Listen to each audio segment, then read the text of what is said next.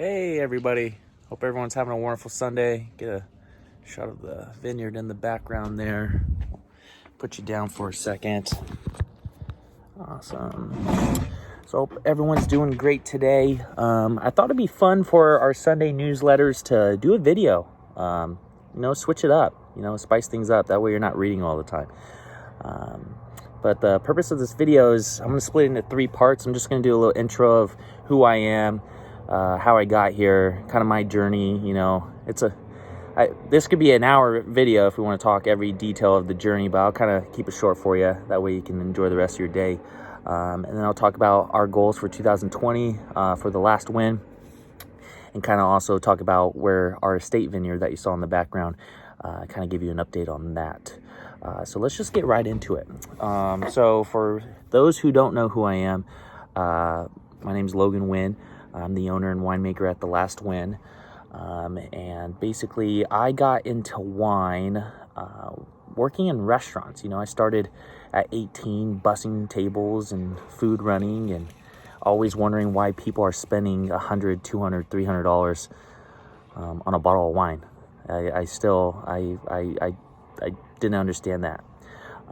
So I asked questions. I met some great chefs along the way, some great wine industry people, some great winemakers. And basically the consensus that I got from everyone is that, wine is such an incredible thing. It constantly changing. It tastes, the same bottle of wine will taste totally different to someone else right next to you. And the fact that it's a commodity. It takes a whole year to grow, and there's so many things working against it. Mother Nature, animals, disease, just people in general. There's just so many things that can go wrong. And the fact that you could put it in a 750 milliliter bottle and, have it with dinner, with your loved ones is just, it clicked for me. I'm like, it's so intimate. It's so real. It's so raw. And I wanted to dive headfirst into this industry. So, I'll share one of my favorite wine stories. It's more of not a particular story, but more of a combination of Sunday evening dinners with my wife, Viviana, which you'll see here and there, and you saw in the last post, with the dogs. But basically every Sunday night was kind of our decompress night, go out to dinner, enjoy ourselves. And I would always get off a Sunday brunch at Tidal. It's one of the restaurants I worked at. And I'd go to this shop called The Third Corner. It's in Ocean Beach in San Diego. And they sell wine, and it's more of obscure wine. You'll see the name brands too, like Camus and The Prisoner and things like that. But they sell a lot of wine that's high end, but also, things you just don't see every day, which I enjoyed. And basically I would just go to that wine shop. I always pick out a nice bottle of wine and then we would just, go out to dinner and enjoy ourselves. And I actually, well, it's because I'm drinking a beer. Yes, I also drink beer. Not as much as wine, but I enjoy some IPAs here and there. But yeah, we'd go out to dinner, enjoy ourselves. I'd take pictures of the bottle, and that's kind of how I remember every label I have for wine in particular. Not school, unfortunately, but for wine, I have a photographic memory. I remember every single wine I've had, where I was and who I was with. And that's kind of the foundation of what I believe in wine is, what makes a wine special is the company you drink it with. Not necessarily, the taste, the alcohol percentage and things like that. They're important, but at the end of the day, you're sharing it with your loved one, and that's all that matters. So let's move right on to the 2020 goals, which I hope everyone had a wonderful and safe new year. But basically the Last Wynn goals for right now is to open for actual sales, which we are actually in the process of getting our sign from the ABC delivered, where we have to post for 30 days to let everyone know. Because I do have neighbors. We have a large size property, but we do have neighbors, and by law you have to let them know that you're going to be selling alcohol, or you plan on. So that needs to be posted for 30 days. And after that, we'll just move on to the next, and hopefully get the the official license. That way we can legally sell wine to everybody, because that's important. You know, as a small business, you want to, being small, you know, you could potentially do things, you know, not by the book, but eventually when you grow, you want to make sure you've done everything by the book, because they'll come back. They'll come back and haunt you. Another goal is to finally, you know, actually start a blueprint, physical blueprint of the tasting room, you know, the square footage, the setup, what I want, because I mean, it's all up here, but I mean, there's so many things that go on up there. It's ridiculous. So to actually sit down and design a tasting room, you know, I want the tasting room to be unique, because, you know, we're close to Temecula. There are so many beautiful wineries, gorgeous properties, amazing views, but to me, the tasting room experience in Temecula isn't as intimate and special as it could be, and that's where I think the Last Wynn is definitely going to thrive, is because of my service industry background. But, you know, I believe that, you know, when you come in to taste wine and you walk through those doors, you be treated like royalty, almost like staying at a resort or hotel, you know, not just stand at the bar and get a ticket and just move down the list. You know, I want it to be more inviting, more service oriented. You sit down and we take care of you, and there's no work involved. You just enjoy wine and enjoy the view, and that's the goal. The third would be, I want to actually really up my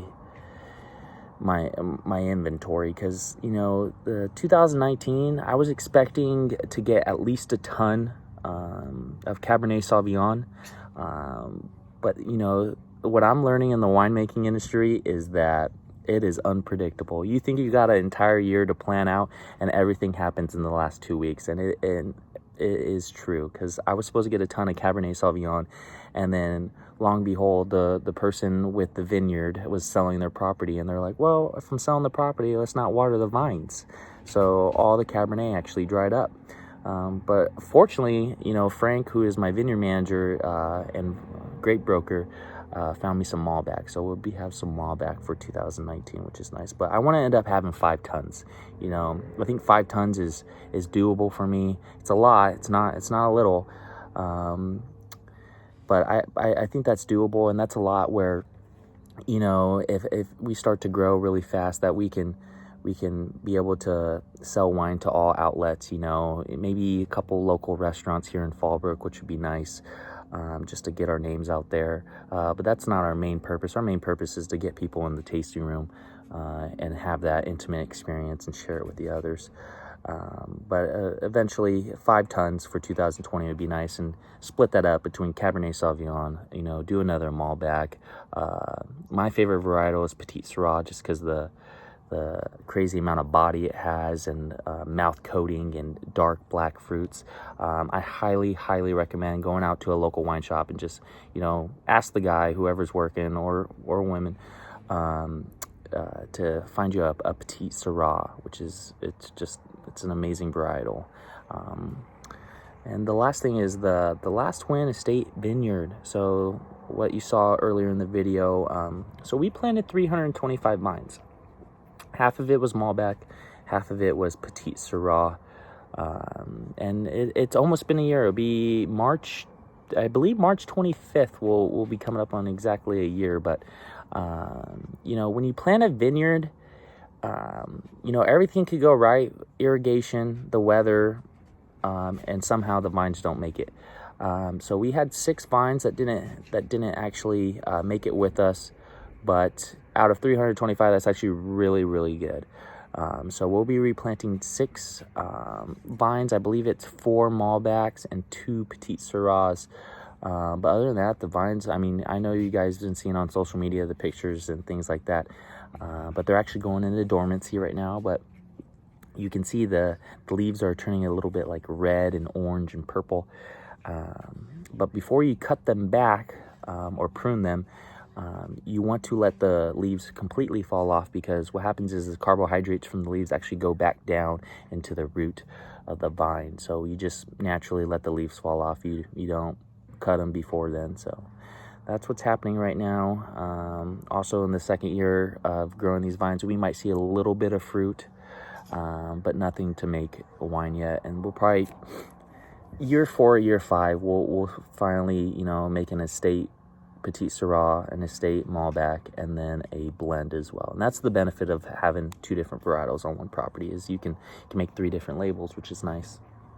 But other than that, I just want to, you know, I thought it'd be fun to make a video, switch things up. This is raw, uncut. I don't care.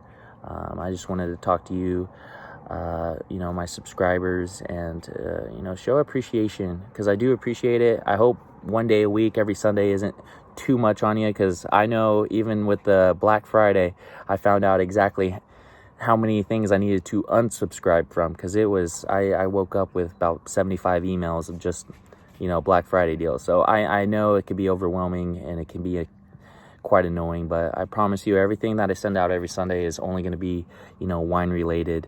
And I just want to keep you updated. But last thing, for the website, reserving your bottle. So we're bottling the 13th.